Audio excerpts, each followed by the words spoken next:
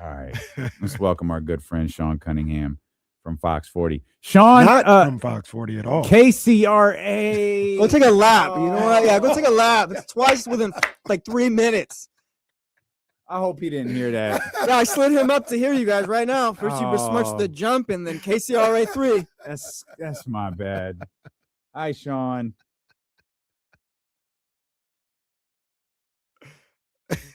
Sean,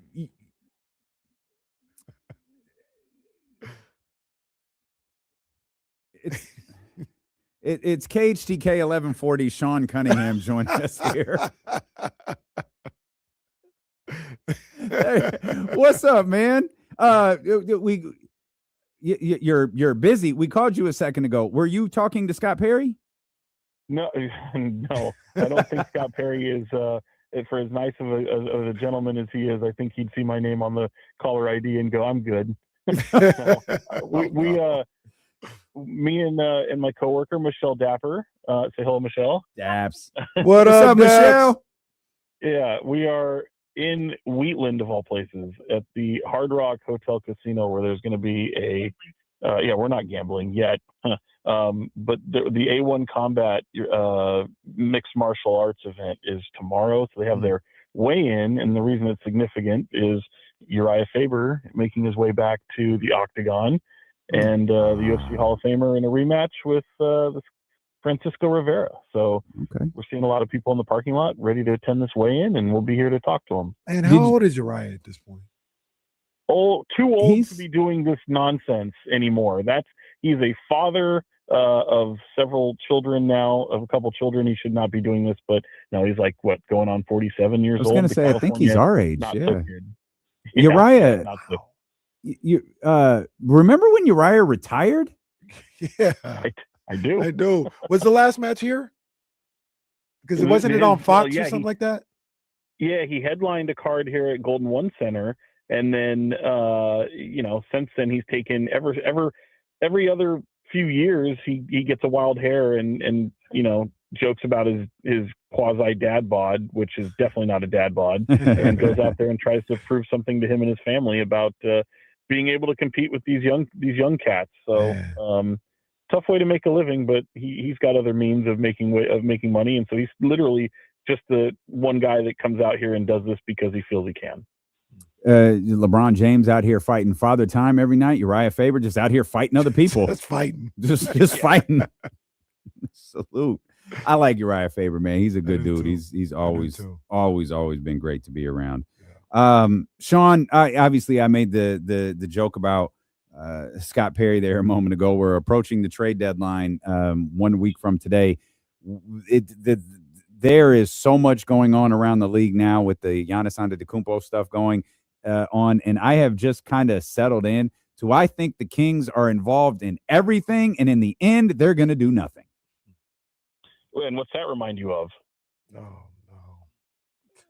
Previous general managers. Bingo. Yeah, I mean, look, you can have a desire to want to do something, but at the end of the day, you're not just going to make a move to make a move or act out of desperation. And I think these are a lot of familiar themes that you've seen with previous general managers. The reality is, the trade deadline's approaching, but the Kings have had their yard sale up since the summer. So, are they going to do anything, rash and do something that's going to be immediately, there's moments where you take a couple years to truly evaluate a trade. The Kings might be in a position where people are expecting them to do something where you have to win or lose the trade right away. And that the reality is I've been saying it for greater part of a year, and I'm not trying to pat myself on the back. It's just a reality. No one's trying to bring back money. You have too many teams that are trying to get off of money. So unless you're a team that's, I'll use desperate in a different definition, where you're desperate for success and desperate to be able to turn your fortunes around and find somebody to build around, you welcoming in somebody like, I'm not going to say Giannis because he's 31 years old and it doesn't really make much sense for the Kings, which is why it almost makes perfect sense for the Kings, because they've got a whole cupboard full of draft picks that would be relatively high draft picks for if it doesn't work out. Point being, though, is you hear the likes of, this Toronto suggestion, a rumor that Domantas Sabonis could be going to Toronto, and you begin to look at these deals, like, yeah, the reality is RJ Barrett, Emmanuel Quickley, and certainly Jakob Poeltl are overpaid contracts. Nothing against their talents. I mean, they can play on decent teams. They've had success, and I actually like a couple of those guys, but those contracts are putrid.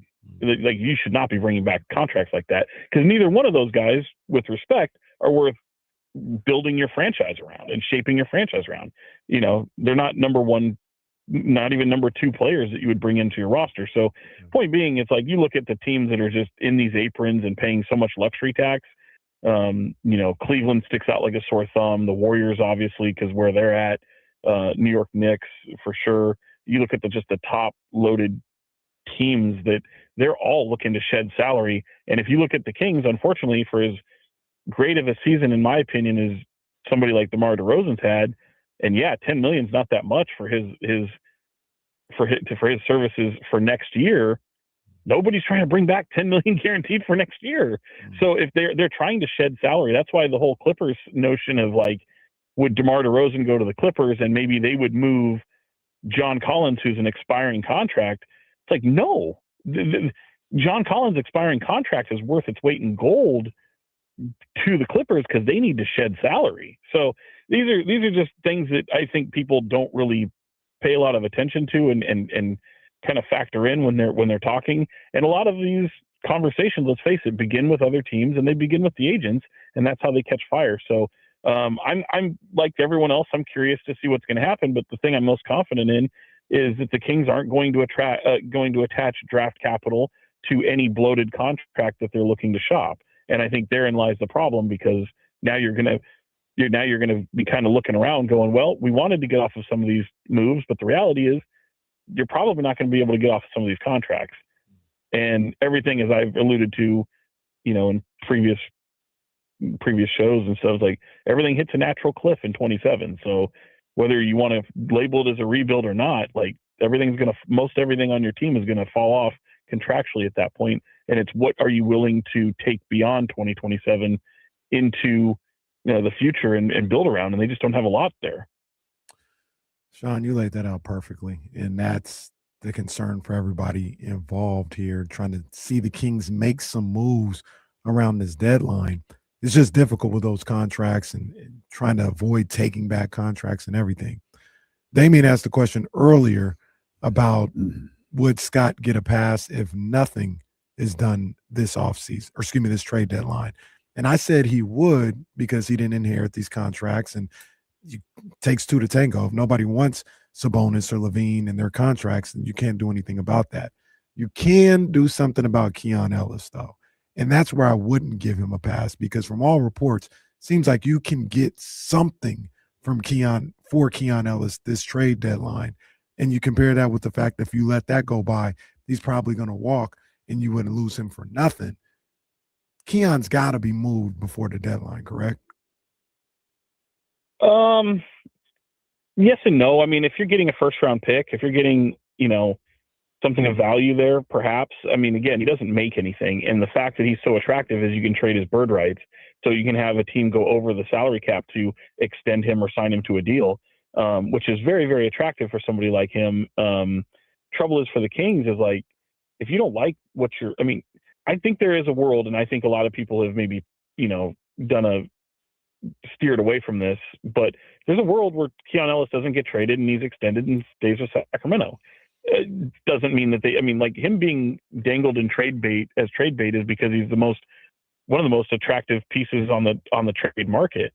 But I don't see a lot of teams necessarily, you can inquire, but they're going to want to attach something to that. So can you, as opposed to draft capital coming out of the way, can you attach Keon Ellis's contract with somebody like DeMar DeRozan and then move him that way, or someone like Zach LaVine and then move off of him that way?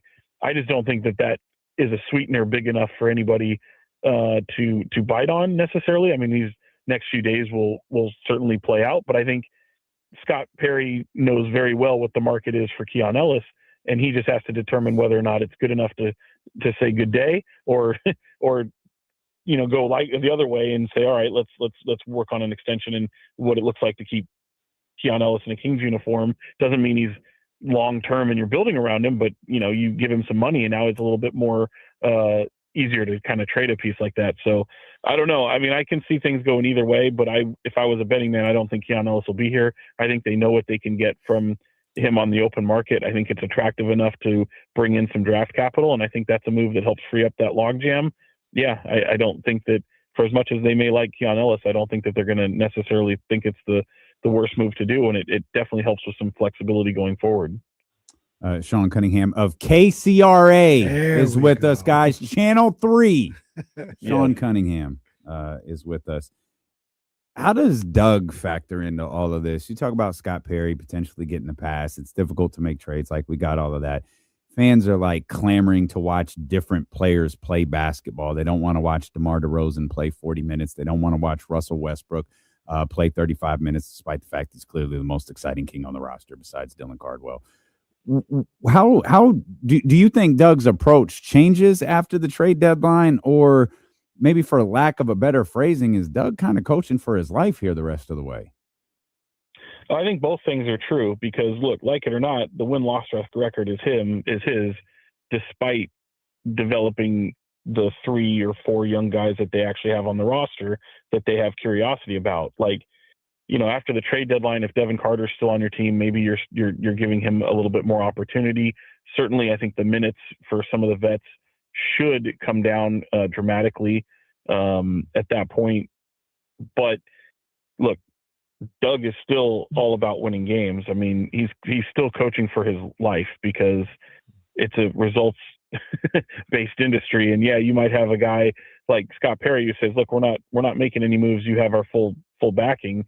Well, that only changes until they don't. You get into the off season, and all of a sudden, coaches are being getting moved around a lot, and it's not like he's the highest paid coach in the league. So giving him the opportunity, saying you gave him the opportunity, I can see them move off of him very easily. I'm not saying that they will. I still think, look, the way I've talked about and painted this picture of 2027. You still have a season before that. So if you still have curiosity about what Doug Christie can do with even a healthy roster, because let's face it, we haven't seen that yet. And whether this is to his credit or not, like, I think he has his fair share of critics, me included.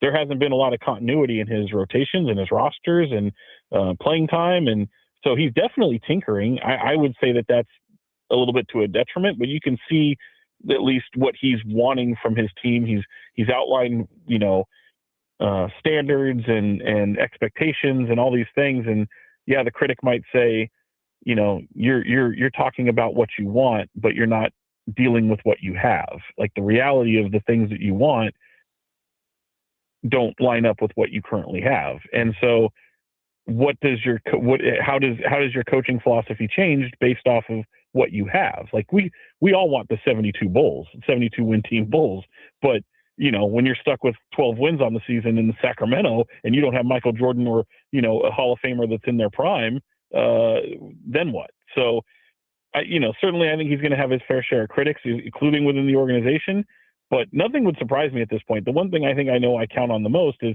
Doug Christie's going to do it his way. It's his opportunity. He's wanted this. He knows that it's not the most, buttoned up and gift wrapped position in professional sports to be able to take over a Sacramento Kings team in disarray, but he's going to do it his way. And I think he's doing that. I think the evaluation period is definitely still in full effect when it comes to Doug Christie and his future with Sacramento. Sean, we were trying to figure this out earlier. Has Domantas Sabonis spoke to the media since his return? Well, in fairness, yes, he did. He came back in Washington. We were actually in Seattle on Niners duty, so we didn't get to talk to Domas after the game when he made his return. He had ducked, I'd say, the media since then.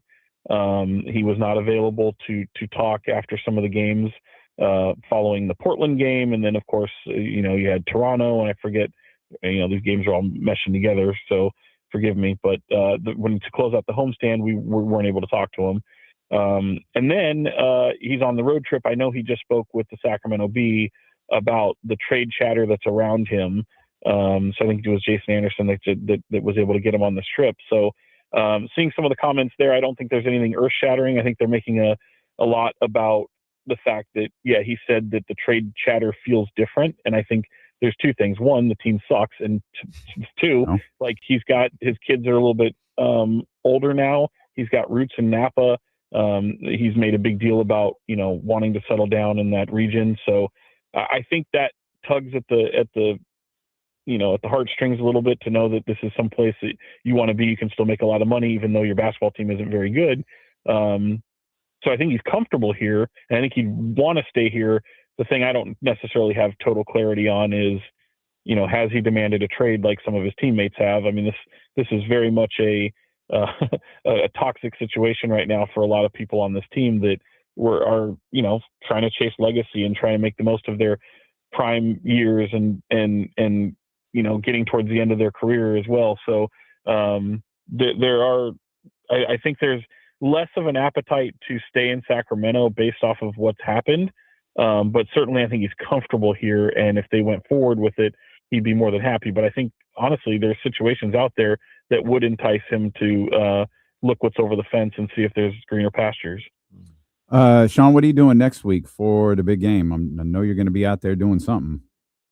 Oh yeah, well, I'm basically your Sacramento version of the Patriots beat reporter. I will be on Patriots duty. We've got several local ties on the Patriots. Only one is on the active roster though. Is former Sac State defensive player Marte Mapu, who's kind of gone from Sac State D line. I mean, Vrabel's using him at linebacker quite a bit, so that's kind of exciting. They've got a couple guys that are also. There's one guy on the practice squad from Stockton. And another one, Lan Larison from UC Davis, who suffered a season-ending injury in preseason. So a couple local ties. I know Michelle Dapper, she's going to be all over the Seahawks. And then the everything is it's like the focal point of the sports world that whole week. I mean, you got Pro Bowl, you got NFL honors, you've got all these crazy guests. Where I would imagine you guys might be on Radio Row, so you'll probably be seeing a lot of these dudes coming through and promoting something. I'm going to try and catch up with Cam Scadaboo and some of these other local athletes that are sprinkled throughout the NFL, and it should be good times. I am looking forward to the Super Bowl halftime show. I'm looking forward to Green Day before that. You know me, guys. Music is everything. Oh, yeah. There are plenty of concerts sprinkled throughout the Bay that I probably won't be able to make it to because the stupid NBA trade deadline is a week from today. Yeah. That's a tough look. Yeah. We appreciate you, Sean. Thanks for always making time for us. Tell Dapper we said what up, and we'll connect again real soon. You got it, guys. Take care. All right. Appreciate you, man. Sean Cunningham.